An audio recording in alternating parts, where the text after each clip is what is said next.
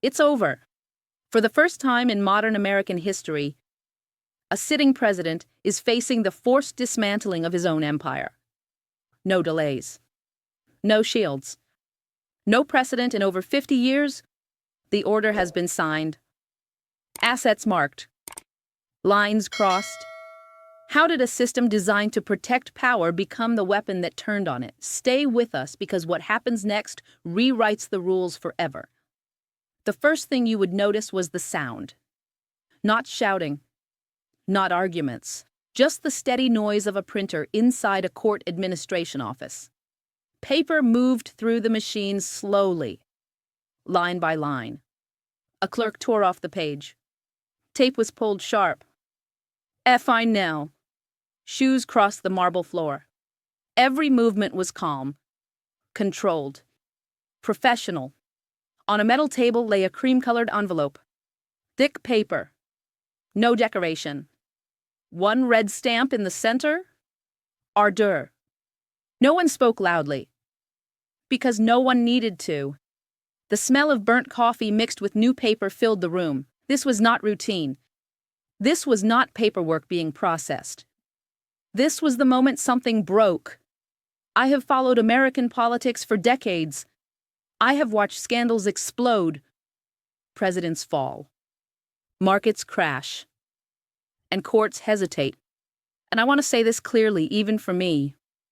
This moment was shocking, because what sat on that table was not just a legal document. It was the end of delay. Then one sentence was read aloud. Only one. Effective immediately. Those words matter. In court language, they mean there is no more waiting, no more protection, no more time to maneuver. When a judge uses those words, the system moves forward whether you are ready or not. This only happens when the financial shield disappears. The stay of enforcement, the barrier that kept Trump's assets safe while appeals dragged on, was gone. And that shield only falls when the money behind it collapses. Now cut to New York. Saturday morning, winter sunlight struck the glass of 40 Wall Street. Bright and unforgiving. The street was unusually quiet. Flags snapped in the wind. A government vehicle stopped at the curb. No siren.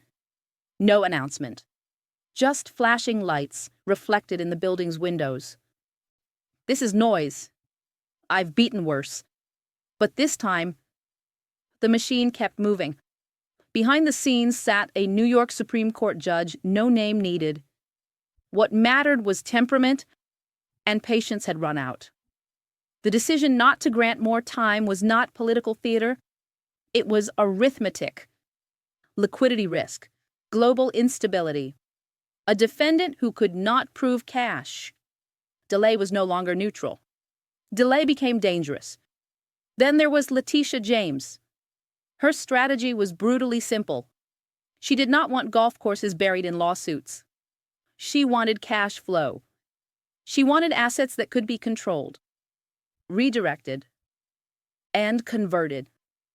Buildings with tenants, accounts with balances, symbols with leverage.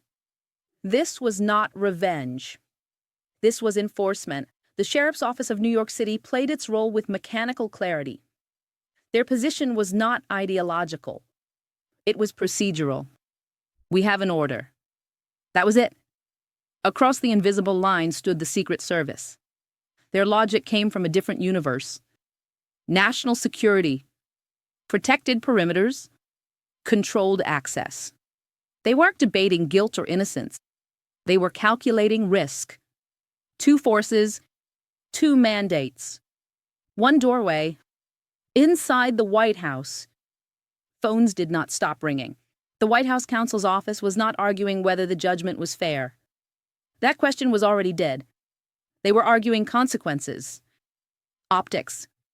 Precedent. What happens if enforcement meets resistance? What happens if it doesn't? Ad doi tres presece as M. Far from Washington and New York. A risk committee met inside a bond insurer's network. I have reviewed how these meetings work. Short agenda. No emotion. One email followed shortly after. Subject line: risk mitigation event. That was the moment the financial oxygen disappeared. Now the board was set. 4 targets. No confusion. 40 Wall Street. Complicated leasehold. Symbolic. Liquid. Trump Tower commercial floors. Revenue. Visibility. Control. 7 Springs. Clean seizure. History attached. Bank accounts. This is noise. I've beaten worse. But this time, the machine kept moving. Behind the scenes sat a New York Supreme Court judge, no name needed. What mattered was temperament, and patience had run out. The decision not to grant more time was not political theater. It was arithmetic. Liquidity risk. Global instability. A defendant who could not prove cash. Delay was no longer neutral. Delay became dangerous. Then there was Letitia James. Her strategy was brutally simple. She did not want golf courses buried in lawsuits. She wanted cash flow. She wanted assets that could be controlled, redirected, and converted. Buildings with tenants, accounts with balances, symbols with leverage. This was not revenge. This was enforcement. The Sheriff's Office of New York City played its role with mechanical clarity. Their position was not ideological. It was procedural. We have an order. That was it. Across the invisible line stood the Secret Service. Their logic came from a different universe. National security, protected perimeters, controlled access. They weren't debating guilt or innocence. They were calculating risk. 2 forces, 2 mandates. 1 doorway. Inside the White House, phones did not stop ringing. The White House counsel's office was not arguing whether the judgment was fair. That question was already dead. They were arguing consequences. Optics. Precedent. What happens if enforcement meets resistance? What happens if it doesn't? At Deutsches Prozesse as M. Far from Washington and New York. A risk committee met inside a bond insurer's network. I have reviewed how these meetings work. Short agenda. No emotion. 1 email followed shortly after. Subject line: risk mitigation event. That was the moment the financial oxygen disappeared. Now the board was set. 4 targets. No confusion. 40 Wall Street. Complicated leasehold. Symbolic. Liquid. Trump Tower commercial floors. Revenue. Visibility. Control. 7 Springs. Clean seizure. History attached. Bank accounts. Immediate paralysis within 24 hours. I need to be honest here. Even after decades watching power collide with law, this was difficult for me to absorb. This was no longer a lawsuit. This was a valve being opened. And once opened, there is no gentle way to close it again. The collapse did not begin in a courtroom. It began thousands of miles away. Tokyo. Late night. Japan's bond market cracked without warning. Liquidity vanished in hours.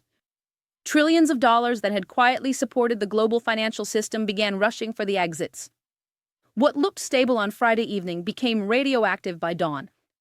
This was not politics. This was mathematics. And when mathematics breaks, it breaks fast. Inside the financial plumbing that few voters ever see, an emergency meeting was called. Reinsurance firms, risk committees, compliance officers staring at balance sheets that no longer balanced. At Deutsches Prozesse M, the decision was made. The appeal bond backing Donald Trump's civil fraud judgment could no longer be carried. The risk was too high. The exposure too dangerous. In a collapsing market, guarantees turn into liabilities overnight. At Chasse M, the message reached New York. The bond is gone. 5 words. No emotion. No explanation needed. Minutes later, A document arrived. A PDF attachment. One word stamped across the page in bold. Black letters, withdrawn. This was the moment the system flipped. When the New York court received that notice, everything changed. Normally, a defendant might receive 30 days to replace a bond. Time to negotiate. Time to maneuver. Not this time. Because the world outside the courthouse was on fire. Markets were falling. Commercial real estate values were sliding by the hour. If the court waited, the assets could evaporate before enforcement even began. Delay was no longer neutral. Delay became reckless. The response was immediate and merciless. No extensions. No grace period. 24 hours.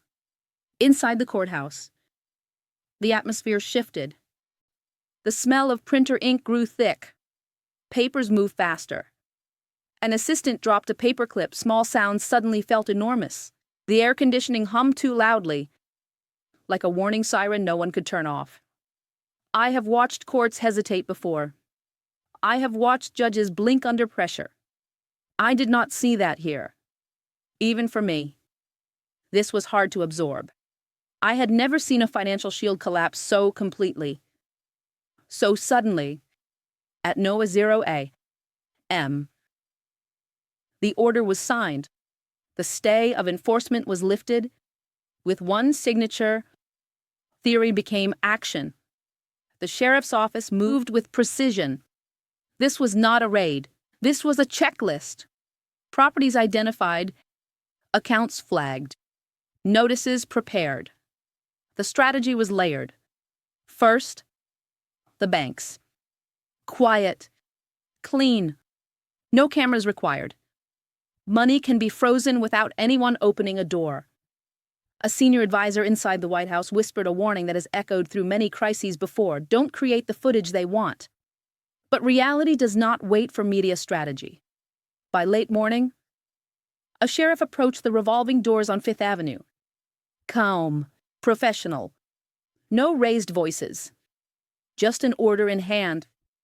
Then the Secret Service stepped forward. 2 authorities. 2 mandates. 1 entrance. Weapons stayed holstered, but their presence was unmistakable. In moments like this, restraint does not calm the room. It tightens it. This was the breaking point. The instant state law touched the edge of federal power. The instant enforcement collided with protection. I have never seen this configuration before, not in decades of watching American crises unfold. This was no longer a legal dispute. This was a constitutional flashpoint. Unmapped territory. No precedent. And no one blinked. This is the moment most people misunderstand. They think seizure means locks and chains. Police tape. Chaos. That is not how this works. Under New York law, specifically CPLR Article 52, the court does not merely watch a failing asset. It replaces its owner. Quietly. Legally. Completely. The receiver is not a supervisor. The receiver is not an auditor. The receiver steps into the chair. I've seen this mechanism used before. Rarely. Carefully. And when it appears, it signals something final. The court has stopped asking. It has started acting. Once appointed, the receiver controls the engine room. Rent collection, building operations, payroll, security contracts, management decisions. If selling the asset is necessary to satisfy the judgment, the receiver can do that too. Ownership becomes symbolic. Control becomes absolute. And the first move is always the same. The letters go out. At 40 Wall Street. Envelopes arrive at law firms. Financial companies. Consultancies, every tenant. Thick paper. Black type. The court seal pressed hard into the page. You can smell the adhesive when the envelope opens. One sentence stands out. Clean and brutal. Do not pay the Trump Organization. Pay the receiver. That line changes behavior instantly. Phones light up. Legal departments call emergency meetings. Compliance officers reread the letter twice. No one wants to be the company that ignores a court order. One CFO says it plainly. His voice tight. We can't be the one in contempt. From that moment on, money no longer flows upward to Trump. It flows sideways into the hands of the state's agent. The brand still hangs on the building. The name still gleams on the facade. But the cash has changed direction. Trump, for his part, treats the entire process with open contempt. He mocks it. Call it a stunt. Dismisses the receiver as a bureaucrat playing dress-up. I've heard this tone before. It's the same scorn he reserves for subpoenas and audits. The same belief that paperwork is weak and willpower is strong. But paperwork is the weapon here. Then the second blade falls. The judgment default clauses wake up. Most commercial loans contain a trigger few people notice until it's too late. If a borrower suffers a major civil judgment and cannot satisfy it, the loan can be called even if every monthly payment has been made on time. Inside a glass-walled conference room, bankers sit in silence. No jokes. No small talk. Spreadsheets glow on the table.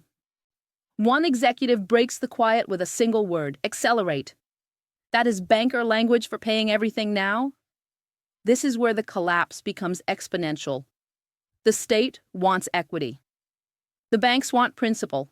Everyone wants cash. And there isn't enough of it. Properties become battlegrounds. Value evaporates under forced sale pressure. And hovering over all of it is the image no one wants to create, but everyone fears. A court-authorized notice. A label. Seized. Placed in the commercial lobby of Trump Tower. Outside, crowds gather. MAGA supporters shout about theft and persecution. Others point to the law and say this is accountability. Cameras roll. Every frame threatens to harden positions. Inside the White House, the fear sharpens.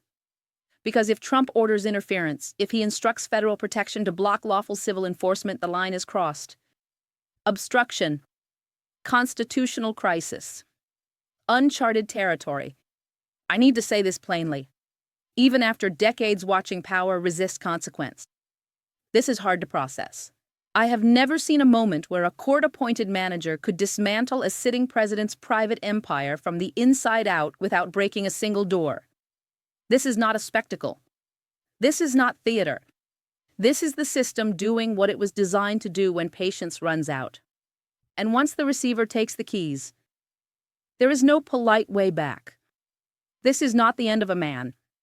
It is the end of an order. No verdict today declares a clear winner. That is not how history works in moments like this. What has changed irrevocably is the balance, the direction of force, the assumption that power can always outweigh consequence. The Teflon cracked. For years, Trump treated law as background noise. Filings were mocked. Hearings were belittled. Accusations were waved away as petty distractions beneath a man who measured himself in towers and square footage. I have watched him sneer at judges, ridicule prosecutors, and reduce complex allegations to punchlines. To him, these were small things, annoyances, nothing worth stopping for. But small things accumulate. Now, the business empire exists under control managed, redirected, threatened with liquidation, not by political enemies, but by process, by forms, by signatures, by deadlines that no longer bend. The logic applied to any civil debtor has reached the highest office in the land. That is the historical rupture. A sitting president has been pulled into the mechanics of enforcement as if status no longer changes the math. Rent rerouted. Accounts frozen. Decisions removed from the owner's hands. Not as punishment, but as procedure. I need to say this plainly, even after decades of watching power collide with law. I have never seen this alignment. Not with this speed. Not with this clarity. It is difficult. even for me, to absorb the implications. The fight now moves upward. An emergency request for a stay will land at the Supreme Court. The question will be framed narrowly, but its weight is enormous. Does a sitting president enjoy immunity from civil enforcement, not from judgment enforcement? If the court intervenes, it risks confirming the suspicion that power shields its own. If it refuses, it allows a political leader to be humbled by the same rules governing everyone else. Either path carries consequences. Either path reshapes legitimacy. This is why the atmosphere feels electric. Why does every move feel like a spark near dry grass? We are standing at a point of ignition where law, politics, and markets overlap in territory without a map. Trump, even now, continues to mock the process. He minimizes it, dismiss it, call it trivial. I've seen that reflex before. It is the last defense of a man who believes stature should outweigh statute.